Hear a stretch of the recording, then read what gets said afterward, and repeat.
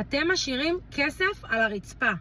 כן, כן, כל הוצאה שלא הגשתם, אתם משלמים יותר מיסים, במקום שזה יישאר אצלכם בכיס.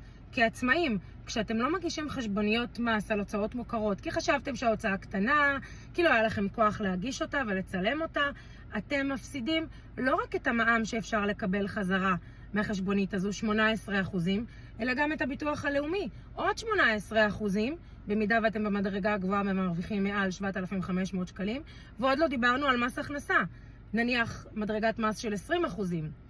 מהוצאה קטנה לדוגמה, של 236 שקלים, כולל מע"מ, אתם עלולים להפסיד 112 שקלים. לא חבל, בסוף זה מצטבר לסכומים גבוהים, וזה משמעותי.